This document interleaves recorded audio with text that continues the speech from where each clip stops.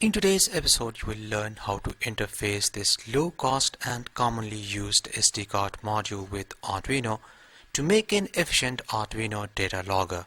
We will also use the micro SD card module with the ESP32 for logging or storing the sensor data in a text file. In this tutorial, I will also explain how to use this micro SD card adapter with the ESP32 Wi-Fi plus Bluetooth module if in case you don't have this SD card module. As this is a very basic getting started tutorial on how to use the SD card module and SD card adapter with the Arduino and ESP32, so I have tried my best to keep things simpler so that you guys can easily follow each and every step. I will use the potentiometer as the sensor for the data logging, which of course you can replace with any other sensor as per your requirement. Without any further delay, let's get started.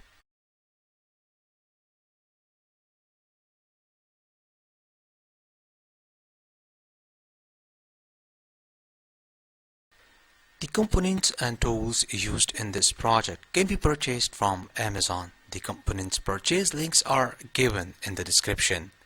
This is the SD card reading and writing module, which can be easily interfaced with Arduino and other embedded boards and microcontrollers. With a very basic program, you can read and write to the SD card or SPI interface.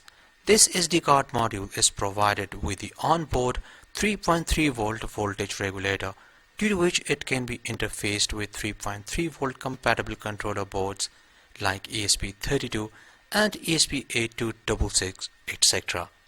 This SD card module is provided with male headers which are clearly labeled as ground, 3.3 volt, 5 volt, CS, MOSI, SCK, MISO and ground. If you are planning to use this SD card module with the Arduino, then connect the 5 volt pin with the Arduino's 5 volt. And if you are planning to use this SD card module with the ESP32, then connect the 3.3 volt pin with the ESP32 3.3 volt pin. Never use 5 volts when using this SD card module with 3.3 volt compatible controller boards. While performing the initial tests, I powered up the SD card module using 3.3 volt and it didn't work. Then I powered up this module using the Arduino's 5 volt and it worked. So in a nutshell, if you are using the SD card module with the Arduino, then use 5 volts, and if you are using this SD card module with the ESP32 or ESP8266, then use 3.3 volts. For more details, read my article available on electronicclinic.com. I will provide a link in the description. So first, let's start with the Arduino and SD card module. The rightmost and leftmost legs of the potentiometer are connected with the Arduino's 3.3 volt and ground. The 5 volt and ground pins of the SD card module are connected with the Arduino's 5 volt and ground.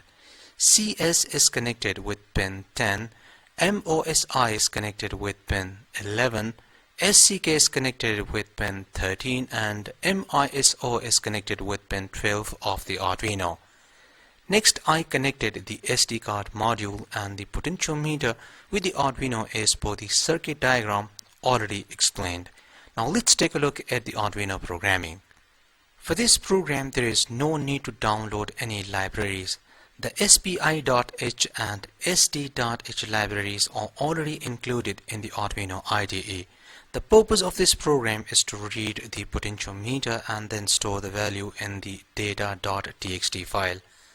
One more thing that I would like to mention over here is that format your micro SD card using FAT32 file system and then make a text file with the name data, and the rest Arduino will take care of.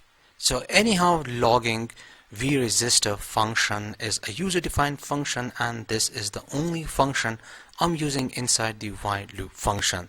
This function is called after every 5 seconds, reads the potentiometer, store the data in variable VR data, then the Arduino opens the data.txt file to write the potentiometer value and then close the file. I have already uploaded this program. Let's watch this Arduino Data Logger in action.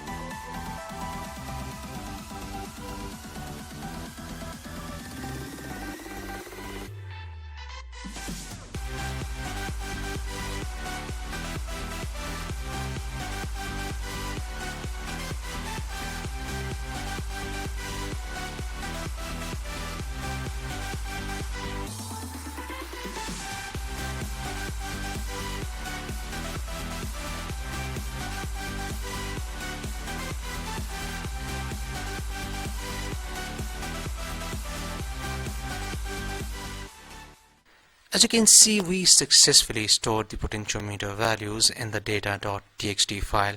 Now I'm going to explain how to interface the SD card module with the ESP32 Wi-Fi plus Bluetooth module. The potentiometer rightmost and leftmost legs are connected with the 3.3 volt and ground pins, while the middle leg is connected with the VP pin of the ESP32, which is the GPIO 36, and this is the ADC0. The SD card module 3.3 volt and ground pins are connected with the ESP32 3.3 volt and ground pins. CS is connected with D5. MOSI is connected with digital pin 23, SCK is connected with digital pin 18, and MISO is connected with digital pin 19 of the ESP32 module. Next, I connected the SD card module with the ESP32 as per the circuit diagram already explained. Now let's take a look at the programming. In order to use the SD card module with the ESP32, first you will need to install the ESP32 board. I have a very detailed tutorial on this which explains how to add the board manager URL link for the ESP32. I will provide a link in the description.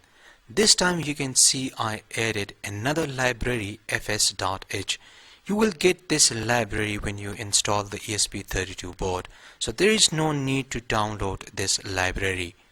The purpose of this program is to read the potentiometer and then store the value in the text file. This code automatically creates the txt file. I have already uploaded this program. Let's watch this ESP32 Data Logger in action.